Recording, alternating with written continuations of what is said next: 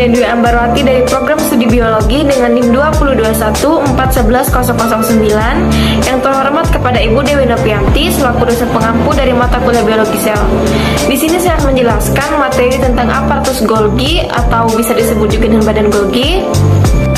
Oke, baiklah teman-teman, mari kita simak video yang akan saya jelaskan setelah ini.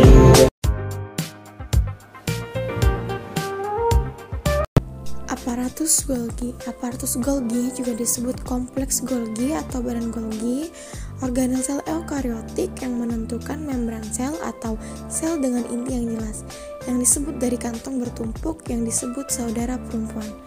Aparatus Golgi juga bertanggung jawab untuk mengangkut, memodifikasi, dan mengemas protein dan lipid menjadi vesikel untuk mengirim sesuai tujuan yang ditargetkan. Itu terletak di sebelah selatan retikulum endoplasma dan di dekat inti sel. Sementara banyak jenis sel hanya berisi satu atau beberapa aparatus Golgi, sel tumbuhan dapat berisi ratusan. Lalu sekretory protein dan glikoprotein, protein membran sel, protein lisosom, dan beberapa glikolipid semuanya melewati aparatus Golgi pada titik tertentu dalam pematangannya. Pada sel tumbuhan, sebagian besar bahan dinding sel juga melewati Golgi.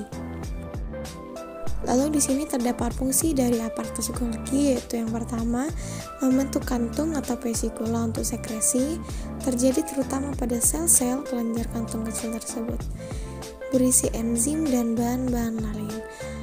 Lalu yang kedua itu ada membentuk membrana plasma. Yang ketiga itu kantung atau membran Golgi sama seperti membran plasma. Lalu ada kantung yang dilepaskan dapat menjadi bagian dari membran plasma, juga berfungsi sebagai membentuk dinding sel tumbuhan, lalu menjadi tempat untuk memodifikasi protein.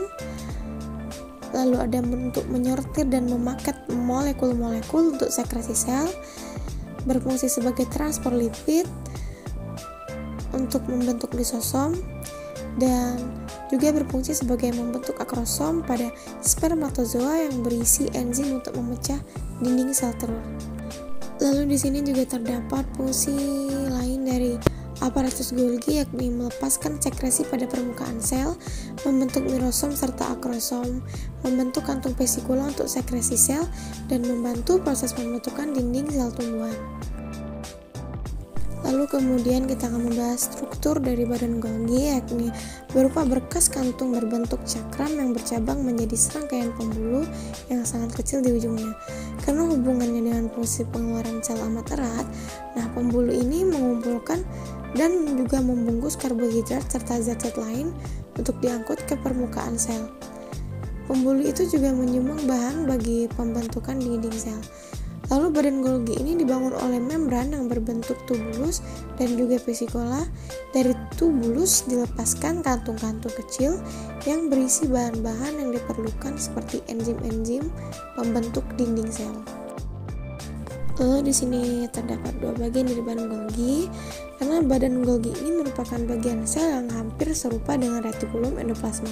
Hanya saja, badan Golgi ini terdiri dari berlapis-lapis ruangan yang juga ditutupi oleh membran. Dan badan Golgi juga mempunyai dua bagian, yakni ada dua, yaitu bagian cis dan bagian trans. Nah, bagian cis ini menerima vesikel-vesikel yang pada umumnya berasal dari retikulum endoplasma kasar. Nah, vesikel ini akan diserap ke ruangan-ruangan di dalam badan Golgi, dan isi dari vesikel tersebut akan diproses sedemikian rupa untuk penyempurnaan dan lain sebagainya. Nah, ruangan-ruangan tersebut akan bergerak dari bagian cis menuju bagian trans. Nah, di bagian inilah ruangan-ruangan tersebut akan memecahkan dirinya dan membentuk vesikel dan siap untuk disalurkan ke bagian-bagian sel yang lain atau keluar sel. Oke teman-teman, mungkin hanya itu yang bisa saya jelaskan tentang aparatus Golgi tadi. Jika ada yang kurang tentang penjelasan saya tadi, saya mohon maaf. Terima kasih. Saya akhiri. Wassalamualaikum warahmatullahi wabarakatuh. Thanks for watching. Semoga bermanfaat.